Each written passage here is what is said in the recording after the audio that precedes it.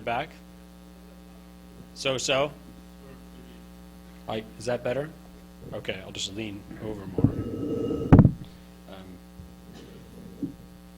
When I was asked to speak about Western approaches to the Prophet, I realized how stressful it is for me to speak about this topic, whether to a Muslim audience or a non-Muslim audience. Muslims are not, nor should they be, accustomed to hearing about the Prophet in a negative way, or hearing him spoke of negatively. But that's exactly how, to one extent or another, he has always been portrayed in the West. I'll do my best, however, to present this topic, counting on you to distinguish between what I'm reporting, other people having said, and what I'm saying myself. So I just want to make that very clear. I'm not saying these things myself. I'm reporting other people's messages. The portrayal of the Prophet Muhammad, may God's peace and blessings be upon him, in the West has varied greatly in the 1400 years since the beginning of Islam. Occasionally we see extremes of ignorance and hatred. In the famous 12th century French epic, The Song of Roland, or Chanson de Roland, we find that some Western Christians believe that Muslims actually worship Muhammad as a god. Describing the encampment of the Muslim armies arrayed against the French, the poem reads, "On the highest tower they raise an image of Muhammad. Every one of the pagans prays to it and worships it."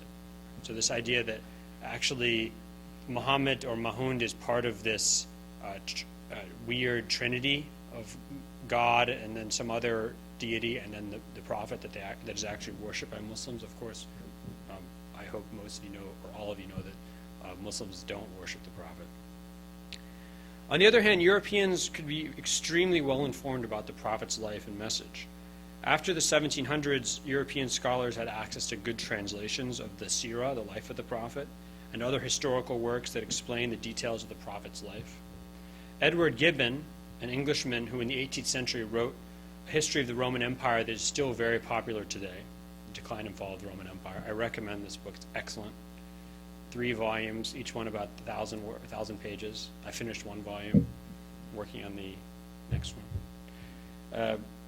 He was better informed about the Prophet than most professors of Islamic studies today. I'll say that. He knew that there was historical evidence that the Kaaba existed centuries before the beginning of Islam. He knew about the doctrine of abrogation of Quranic verses. He mentioned many miracles of the Prophet, such as the tree stump longing for him. So when the Prophet used to give, before the mosque was built in Medina, the Prophet would give his khutbahs, his Friday sermons, leaning on this stump of a palm tree. And after the mosque was built, people would hear the stump kind of actually making noise and yearning for the Prophet's touch again. So this is Edward Gibbon knew about all these stories. He knew about hadiths, reports about the Prophet. He knew about the main authoritative hadith collections. And unlike many Muslims today, and unlike many media commentators today, he knew that there's a hadith that promised 72 heavenly beauties. People always say 72 virgins, 72 heavenly beauties for every Muslim, not just martyrs. This is very important. We need to get this out on the street. Every Muslim gets 72 heavenly beauties. You don't have to be a martyr. Very important. There's not a lot of marginal benefit there, right? He knew that the Prophet had mentioned that he had specified 4 perfect women: Mary, Asiya, the wife of Pharaoh, Fatima, and the Prophet's own wife, Khadijah. In many of the varied depictions of the Prophet in the West, however, we see consistent negative themes that frequently appear across the centuries. They are: 1, that the Prophet was an impostor and an opportunist; 2, that his message was stolen from other religions, it was not innovative or new; 3, that, and this is very important, that he was a lecher, that he was sexually deviant in some way and lustful; and 4, that he was a violent fanatic. These are 4 images and themes that appear constantly over and over again from the 700s until today. We see many of these themes, or actually all of them, in the writings of John of Damascus. John of Damascus, he died in 749 of the Common Era. He was a Syriac Christian living in Damascus.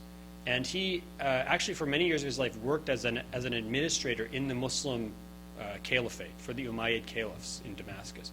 And later on in his life, he became a monk, and he retired to a monastery. He wrote many books about Christian heresies, and one book called The Fount of Knowledge. In this book, he actually talks about Islam as a Christian heresy.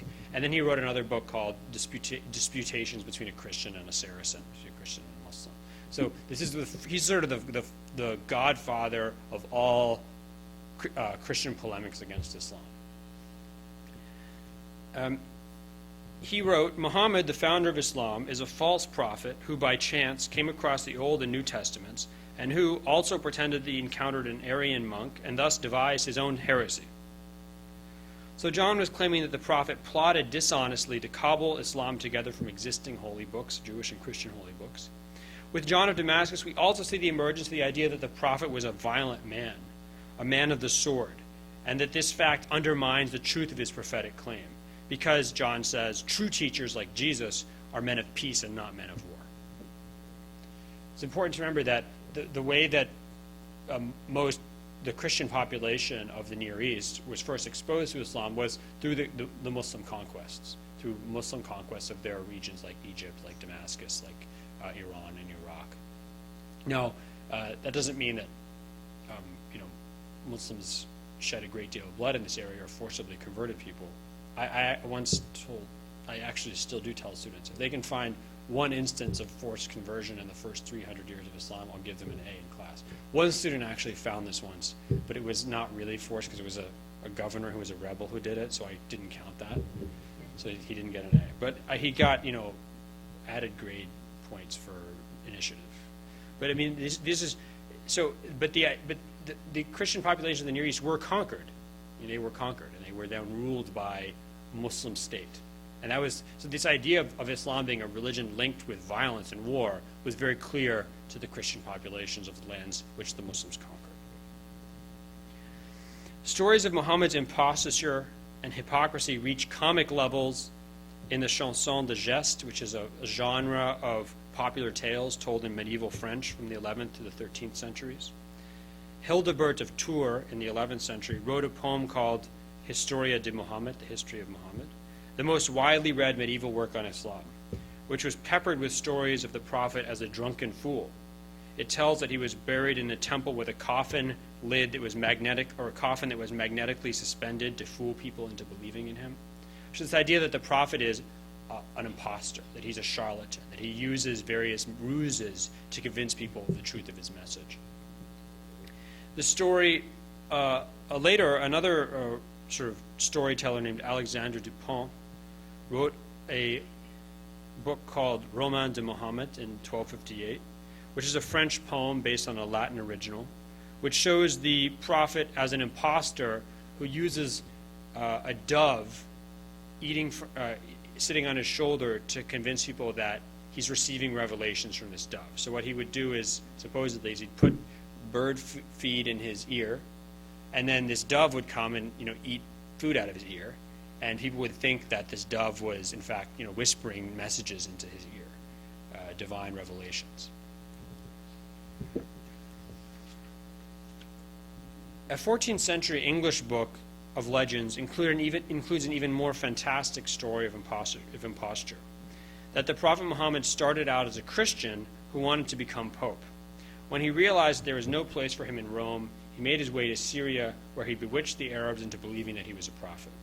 In the 17th century, an English scholar, Humphrey Prudhoe, wrote a book whose title gives you the sort of general idea he had about the prophet, The True Nature of Imposture Fully Displayed in the Life of Muhammad. And that's Old English, so there's all sorts of weird vowels and apostrophes and places like that in the title. It's also with John of Damascus that we see the first and sort of one of the most primary weapons used against the prophet by critics of Islam and used to defame his reputation.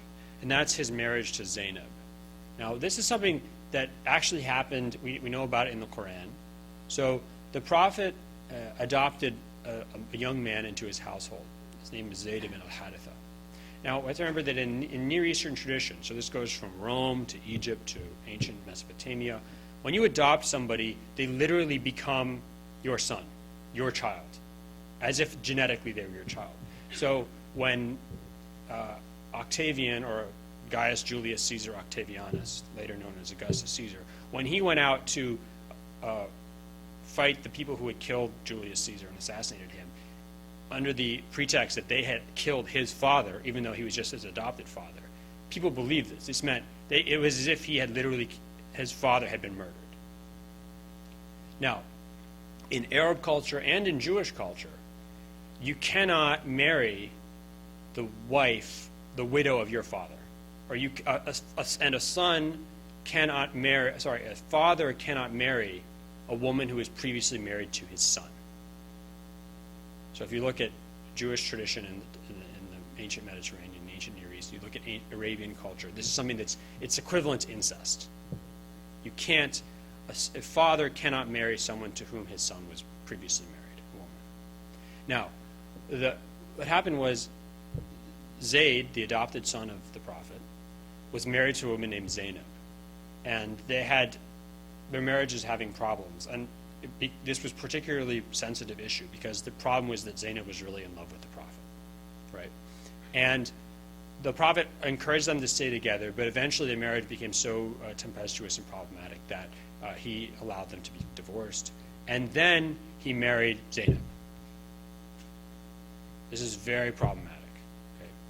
Okay? Now, it was controversial during the life of the Prophet. This is why the Quran devotes several verses to this. Zayd is one of the two people mentioned in the Quran, contemporaries of the Prophet, besides the Prophet. Only two contemporaries of the Prophet are actually mentioned by name in the Quran. One of them is one of his enemies, Abu Lahab, and the other one is Zayd. This is a very controversial issue. And what the Quran says is, it's okay for you to do this because an adopted son is not like a real son. And this is where we get in Islam the principle that adoption is never the same as a blood relation.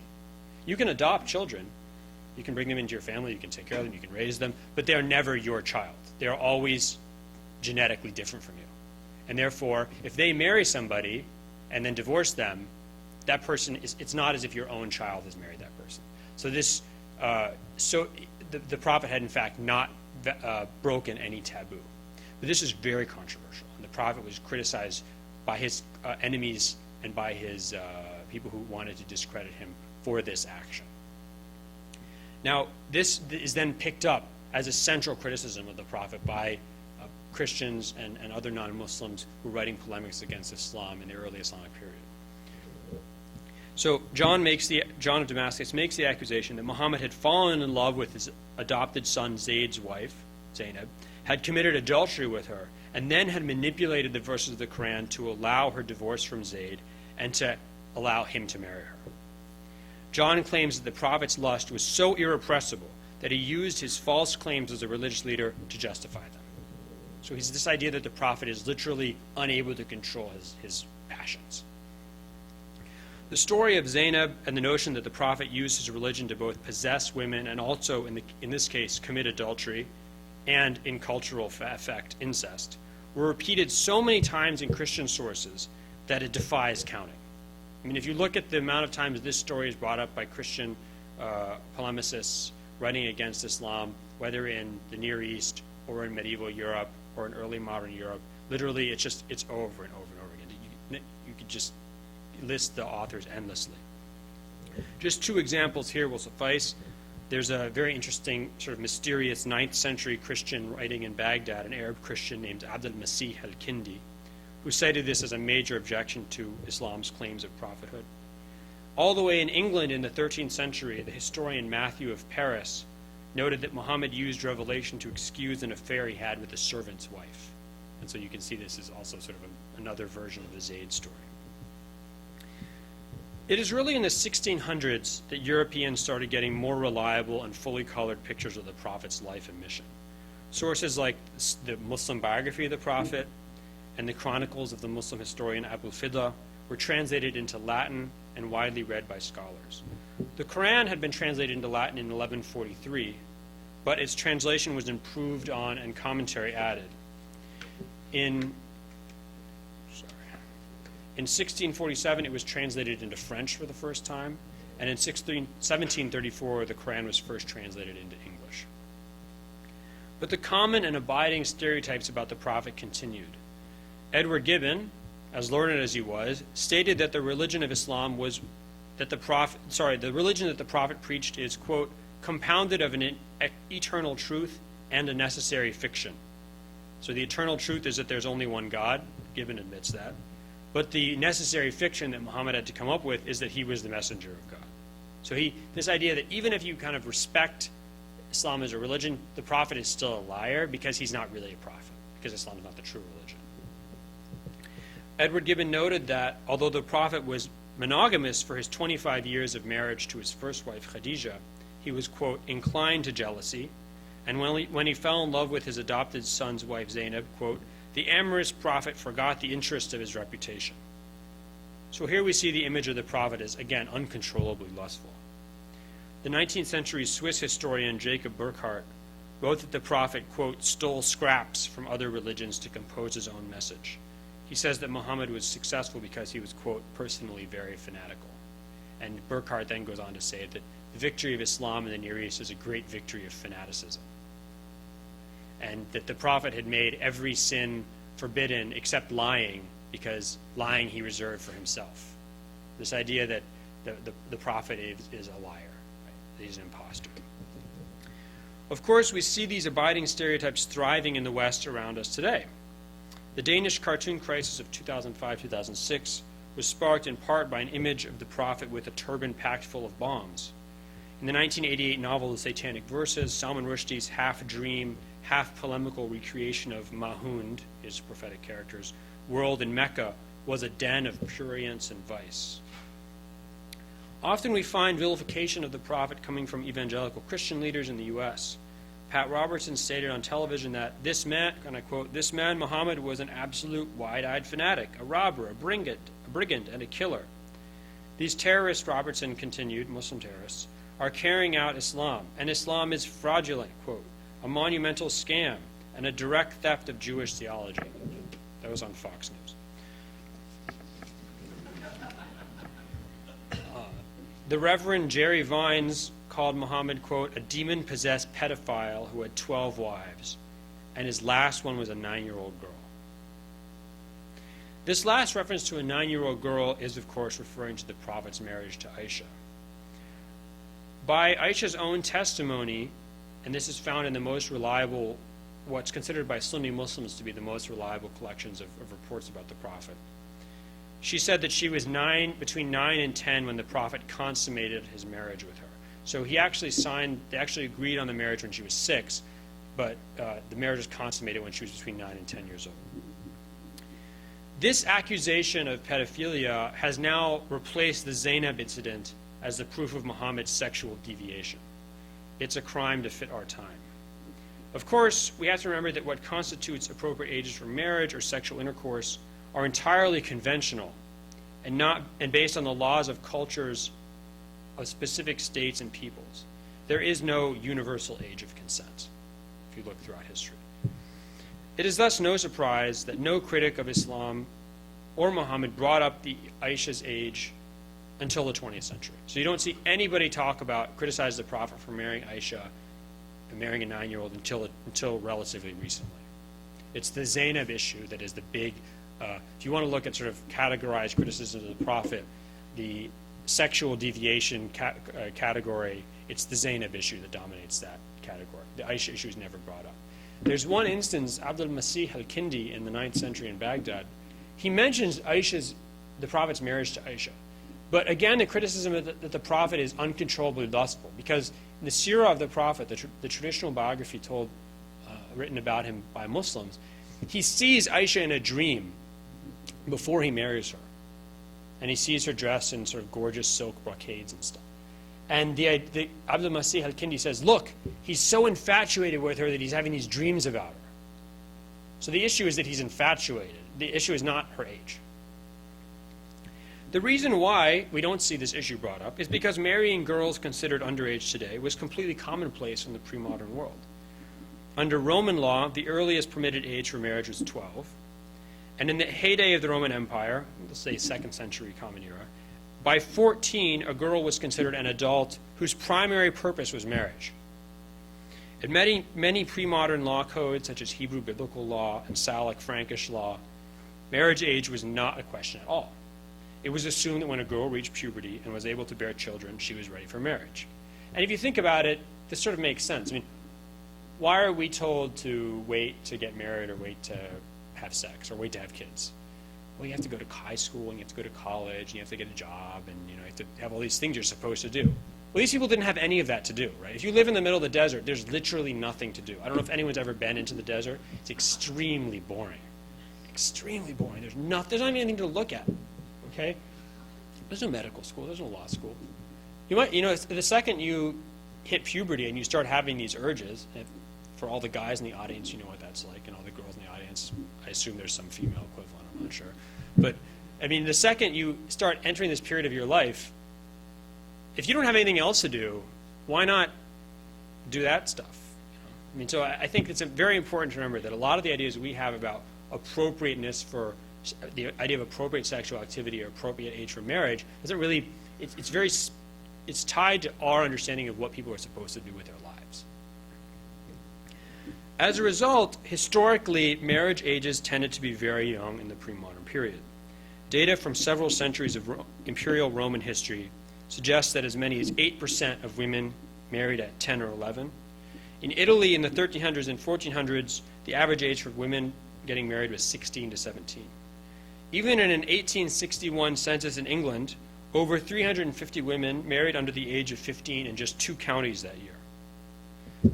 I have to admit something. I'm the product of an underage marriage. I was just looking through some family records. My aunt got this big batch of family records.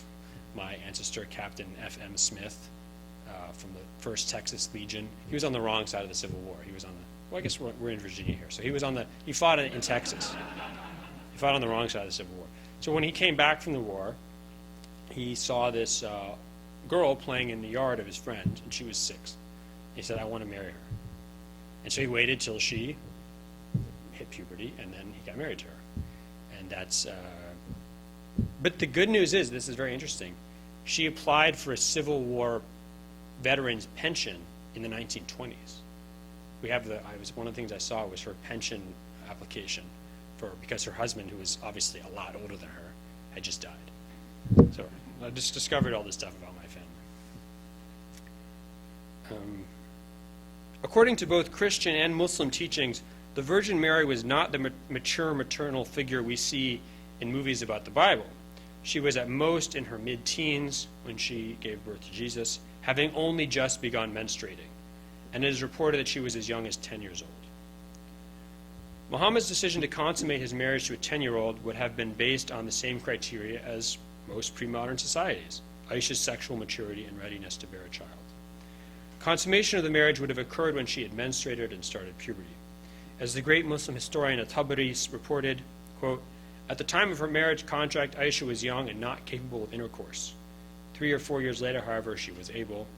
Aisha herself would later remark that a girl could menstruate as young as 9 and thus become a woman. And there's another interesting story which I'll tell her. There's a famous Muslim jurist named Shafi'i. He died in 820 of the Common Era. And one of his jobs was serving as a judge and a governor in Yemen, in Sana'a. And he tells that he saw something fascinating there. He saw a 21-year-old grandmother. A woman had menstruated when she was 10, gotten married, immediately gotten pregnant, given birth to a daughter, menstruated when she was 10, immediately gotten married, had a child. So when he was a judge, he adjudicated this issue, and this woman was a 21-year-old grandmother. So he gives us an example of sort of the full range of possibilities in human life. Beginning in the European Renaissance, however, we see a new, more positive theme emerging in the way that the prophet is portrayed in the West. The image of Muhammad as a brilliant state builder who used religion to forge a civilization. So the idea of someone who builds a civilization and he uses religion as a tool to do this. Of course, Western writers still assume that he was lying in his claims about prophecy, but his accomplishments were now admired. The famous English philosopher Thomas Hobbes used the prophet as an example of a leader who used religion to empower the state, saying that he claimed to receive revelation from God in the form of a dove. So again, we have this dove image. The great French historian and satirist Voltaire affirmed that the prophet was, quote, a wise man amongst his people. He says he was skilled in science and an effective organizer. He admits that the prophet had many wives, but he adds that his need for love, quote, weakened neither his courage, initiative, nor his health. Voltaire defends polygamy as accepted in the cultures of the Near East, adding that the prophet actually restricted the practice from its excesses, i.e. men who had hundreds of wives. So if you look in the Book of Kings, you see that Solomon has some 700 wives. So the prophet actually restricted this. In just 3 centuries, Voltaire adds, the Muslims, quote, put in motion by Muhammad resembled the genius of the ancient Romans. Although Muslims did conquer the Middle East, Voltaire notes that neither the prophet nor the Muslims ever forced people to convert to Islam. In the writings of scholars like Voltaire, who were much more interested in criticizing corruption and the backwardness of the Catholic Church than insulting Muslims, Muhammad became an idealized alternative, a useful countermodel to point out the flaws of Western institutions. It's very important to remember that when you read Voltaire's writing about Islam, he's not really writing about Islam, he's trying to criticize the Catholic Church, and especially Jews. Voltaire did not like Jews very much, I don't think. And he uses the prophet as sort of an alternative, and the prophet's life as an alternative to the Western religious institutions. The prophet had set out, Voltaire writes, to purge Arabia of Judaism, heretical Christianity, and idolatry in order to establish the worship of the one God. Unlike Catholics and Jews, Voltaire claims, the followers of Muhammad were open to knowledge and advanced far beyond Europe in their sciences. Even amongst these partial admirers of the prophet, however, we still find the belief that he was a liar who used religion falsely to achieve his ends. In part, this is inevitable among scholars and people who do not believe in Islam. If you don't believe that Muhammad was truly sent by God, then you must believe he was either insane or a liar. A fascinating alternative to this idea of Muhammad as an impostor, however, is the idea that sincere prophethood is part of human history. We find this idea in the writings of the 19th century Scottish historian and philosopher Thomas Carlyle. Carlyle saw history as the work of great men who represented and brought about the great stages of human history. He picks the prophet as the person who represented the shift from the great man as a god, for example, amongst the Greeks and the Vikings, to the great man as a prophet. Muhammad was a humble and frugal man, unlike the decadent Roman and Persian kings. Carlyle feels, far from being a liar, it is Muhammad's very sincerity that Carlyle finds so inspiring. He feels that sincerity is essential for a great man, and Muhammad was so sincere that he was not even conscious of how sincere he was. Quote, such a man is the very heart of truth, Carlyle writes. He cannot abide falsehood. He is so committed. Although Carlyle was never a Muslim, he admits that the Prophet's holy book was sincere and an expression of his greatness. Carlyle writes, quote, really, his utterances, are they not a kind of revelation? What we must call such for want of some other word? Looking back on centuries of vicious attacks on the Prophet in the West, Carlyle states that calling him a liar or an impostor is, quote, disgraceful to ourselves only. Quote, the word that this man spoke has been the life guidance now of 180 millions, today 1.3 billion, of men these 1,200 years. Carlyle continues, are we to suppose that it was a miserable piece of spiritual legerdemain, this which so many creatures of the Almighty have lived and died by? The most interesting thing to me about the Western depictions of the Prophet is how little they have changed in 1,400 years. Certainly, we do not find the absurdly ignorant idea that Muslims actually worship the Prophet as a god. But if you search the internet today for non-Muslim impressions of the Prophet, the themes of deception, lechery, extremism, and violence are still predominant. The good news is that the approach taken by Carlyle, namely to take the Prophet seriously on his own terms, is becoming more popular. This is perhaps due to the decreased role of Christianity in academic discussions. When one is less committed to the exclusive truth of one religion, it is easier to admit that an influential religious leader could have been sincere in his own religion. I hope that from this point on, we will stop holding the Prophet accountable to norms that, although they seem sound and permanent to us today, have not been so in the past and are not so for others today.